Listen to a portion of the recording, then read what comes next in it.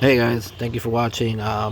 This is a video regarding a game that I'm currently working on based on the manga Ippo Fighting Spirit, Hajime no Ippo. So if anybody is a boxing fan or Ippo fan, then you guys know what this video is about or what I'm speaking about. So I started working on this game back in 2021 and I took a big hiatus. I was doing it pixel style at the time, and it was taking a lot of work, a lot of effort. So I stopped. Um, then I decided to come back this year, and after multiple attempts, this was the final product of what the cards will look like. I already created multiple cards. I have close to 200 cards created. Currently, I'm going to already started importing the game in Tabletop Simulator. If anybody's familiar with that, it's on Steam. I'm going to show you guys a couple of screenshots about that. Give me a second. Okay, here's a picture from the Tabletop Sim. I'll walk you guys through it. This is what the ring looks like. Sorry, the screenshot is not the best. Okay, so that's the ring. So over here you have that board I just created today. So let's go back to this picture, the first one. Okay, there you go. So, okay, so this is what the ring looks like. This is what it looks like if you're the player. Let's say you're playing on this side over here. Let me see if I can draw on this. Can I draw on this? Oh, the other one. Okay, so let's say you're playing on this side over here. You're gonna have a status effect sheet. It's kind of hard to see, but stun, fear, break, bleed, clinch, debuff, buff, guard breaker, knockout, knockdown, immune. So this is all the effects that can happen. Then you have the boxer overview. So your boxer has head HP, body HP, guard stamina, which is the amount of times that you can take hits before taking a hit on your head or body. That's if you decide to guard. Then you have your power, your defense, and energy. And over here, these are little modifiers that you can click to change your boxer if he got a buff or something like that. And then you have the boxers, of course. There's Sendo and there's Ippo. And there's the discard pile. You can see from there that you have two decks. You have the move discard and you have the main discard. Again, this is another shot. So over here you see you have two decks. The blue one is the main deck and the red one is the move deck. I'll quickly go with you guys. I'll quickly go over the rules with you guys just to give you an overview of the game, and I think I will make a gameplay video of me playing by myself in Tabletop Sim. So I'll walk you guys through some moves before we go into it. So we have four types of move cards. The first one being illegal moves. So this is an elbow strike. You can do things like elbow strike. You can do things like back fist. You can do things like a rabbit punch, headbutts, low blows. So the illegal strikes, these things can they're unblockable. Usually they're unblockable, and you can lose a point. There's a chance that you can lose a point, and they hit hard pretty much. So you do have illegal moves here. You have another category of moves called SP. Those are finishing moves. The chopping right, that's Mashiba's finisher. And then you have other ones like the flicker jab. I might change that from special move to unique move. So some things are still work in progress. You got shotgun. You got the deadly smash. Low smash. Sendo's move. These are just some sample of cards. I have more. The Denzero. Can't even pronounce right now. Sorry. The Denzero.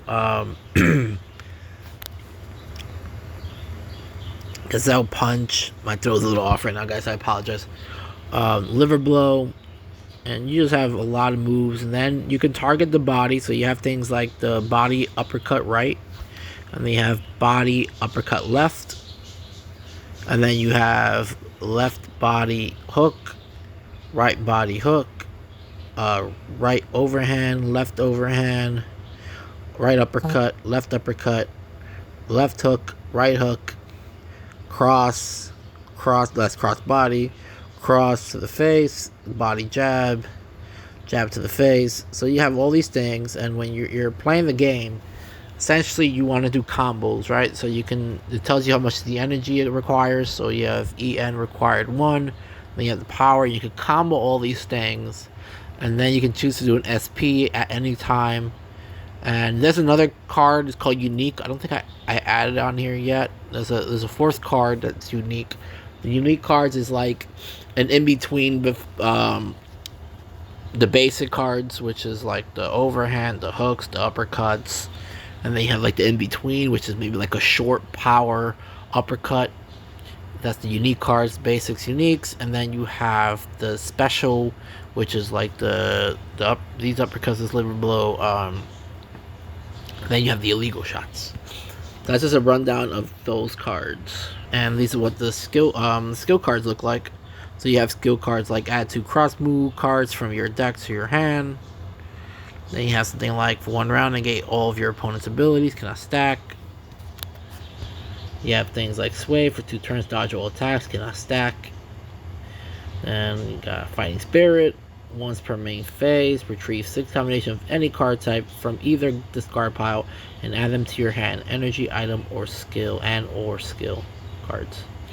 They just have different things, to make the game more exciting. So we will go over the rules a little bit. Just wanted to give you guys a quick look at what the cards look like. There's way more cards than this. This is just examples. So this is my whole laundry list of rules that I've created for this game.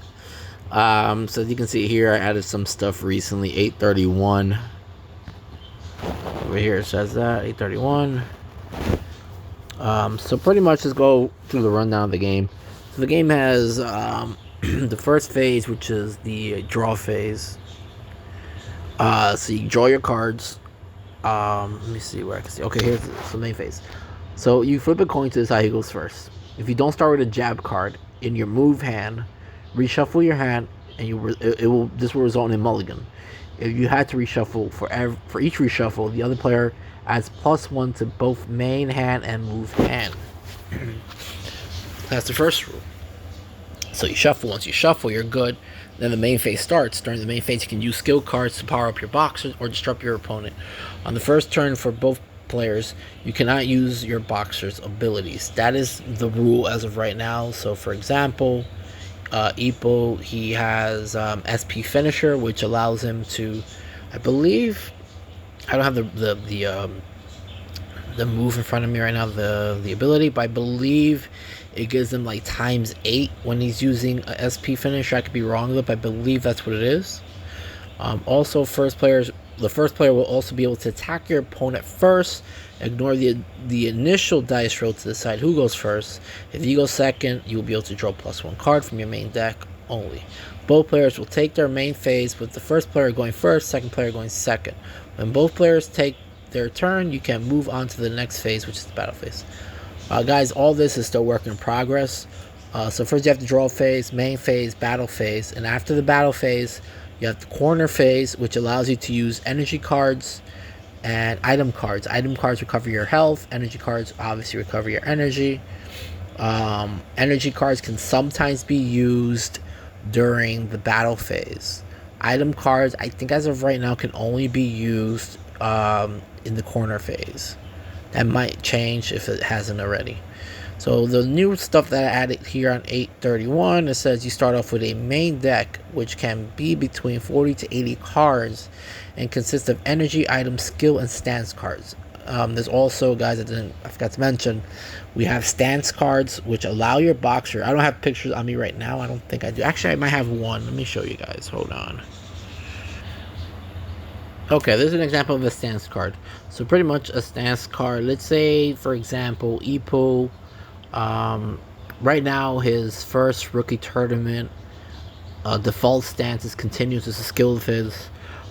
Is turtle. He's always going to have turtle stance, right? So if Ippo wanted to change his turtle stance, he would equip this stance, which acts like an equip card, and then it gives him the following effect. So let's say Ippo did equip this, right? It says 4 times power during the battle phase, but reduce your defense. Your defense reduced by 1/2. Is reduced by 1/2. I have to fix the wording. You cannot use defensive or evasive cards. during this turn. Yeah, guys, like I said, it's still work in progress. I apologize. You must always be on the attack. When your opponent is attacking you, you must engage. When this card is activated, add 5 unique cards and 2 SP cards from your main deck to your hand. If this card is already equipped as an ability, like for Ippo, for example, right? To the default boxer card, you can activate this card once during the turn. So meaning you can only activate the effect that gives you 5 unique and 2 SP cards one time if the boxer is already equipped on it. For this one specifically, Brawler, the only one that has it defaultly equipped is Sendo. The first rookie tournament Sendo has it equipped. Right, so that's just an example. Okay, so going back to this. After each battle phase turn, draw 7 cards from the move deck. If the deck is empty while the round is going, take the move cards from the move discard pile and reshuffle all the discarded cards and make a new move deck, and then draw until you have drawn 7 cards. So for example, this was what this means, is that if you're playing the battle phase and let's say you used all your 7 cards and the round is still live, I guess we should read this part first so I can better explain to you guys. So each round is consisted of 30 seconds, not actual 30 seconds, make-believe 30 seconds, but every round is 3 minutes. So the battle phase is split up into turns. So the first turn, whoever's going first, takes 30 seconds, not real time, just, pretend 30 seconds. And once that person is done, he'll skip his turn to the next player. The next player will take that 30 seconds. And after he's done that 30 seconds, it goes back to the next player. Now we just played a whole minute again. Not real time, right? We're just keeping track of the round. So that goes until it's 3 minutes, the round is over, you guys go to your corner. So that's what that's talking. So let's say, for example, you used up all your 7 cards and only 30 seconds went by, or a minute or whatever. You get to draw 7 new cards on your next turn. I think, let me see. So it says, yeah, then draw until you have 7 cards. So if you do have 3 cards and you skipped, and then it goes back to you, you'll draw 4 more until you have 7. So you always need to have 7 in your hand for the moved cards only, not the main deck. So over here it says on number 1 over here, each player must have one boxer card to start the game. You can have unlimited amount of basic moves cards for all jab, hook, uppercut, cross, and overhand card variations. So that means body, left hook, right hook. But other move cards such as illegal, unique, and SP move cards have a limit of 4. So all the other cards, move cards, can only be in your deck a maximum number of 4. Everything else, you can add as many jab as you want, right? Because again, you need a jab in your starting hand, or you're gonna get a mulligan will happen. So you want to avoid that. I think the best number to start with jabs, in my experience, I think it's a 7. I guess it also depends on the boxer you're playing with. So number 2, each turn is consisting, that's what we spoke about, 30 seconds, with each round being 3 minutes long. Each round. So the round is over after 3 minutes. A player is knocked down depending on a flash knockdown, coin flipping knockdown, or a knockout from reducing HP to 0 on either the body, the head of the body, or skill, ability, etc. Evasive actions, guys. So this is how, we're not going to go through all the rules today. I'm just going to go over something. I know this video is at 13 minutes already, so I'm not going to bore you guys to death here. So let's just read number 4 here. So the way the fighting works, so you can take evasive action. So when invading is this, well, actually, let's go to, because when I made this rule, I kind of made it backwards. So this is an example of battling. So during your battle phase, use either your move hand or skill cards from your main hand, which should consist of 7 each. Each round consists of one player going first and the second player going second. Each turn is played with 30 seconds in mind. A round consists of 3 minutes. Each time a player takes his or her turn, they use up 30 seconds. A turn is for the player going first, who will always be attacked, or they can choose to defend excuse me, and wait for which would restore 10 HP. Okay, that sounds a little confusing there. So pretty much just saying that You can choose to attack if it's your turn. So let's say it's your turn. You can choose to attack, or you can choose to just wait and defend. If you just wait, if you are the attacker and you choose to wait and defend, you can restore your energy to 10, but that means you give up your turn to the next player. This is a good strategy if your health is low or if you're playing with a counter puncher. The player going second can always defend. Times to defend when guarding. So for example, let's say you're playing with Ippo and your defense is 50. If you choose to defend, that's times 2, that's 100. When guarding, this will defend your HP on both head and body, but will deplete your guard. So when you choose to defend, you're using your guard stat, which stands for guard stamina. Counter punch / evade. You are looking to evade and possibly land a counter punch or counter attack. You won't defend, but neither will your opponent.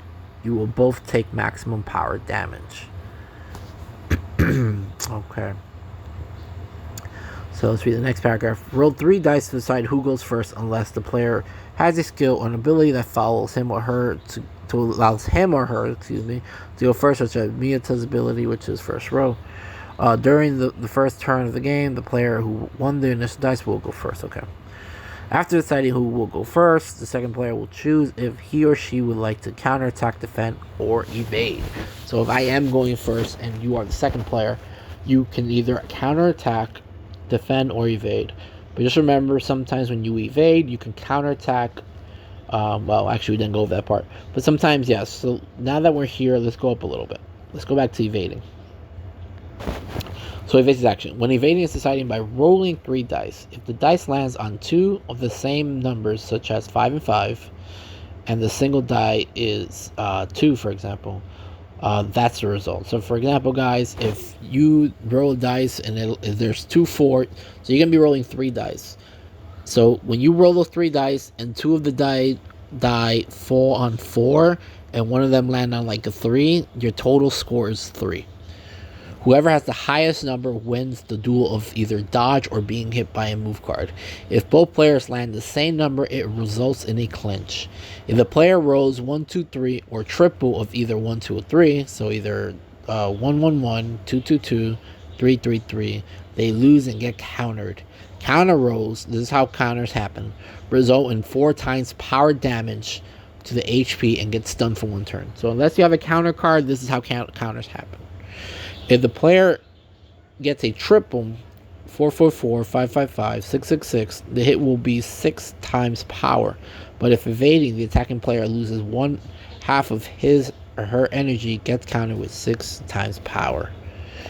If the player rolls 4, 5, 6, this is called a storm, and this will result in a flash knockdown. However, if the player is trying to evade and it lands on storm, the opposing player discards his entire hand, loses all his energy, and takes 6 times power counter. You will get 3 chances to roll. If you do not score anything within your 3rd row, you will lose.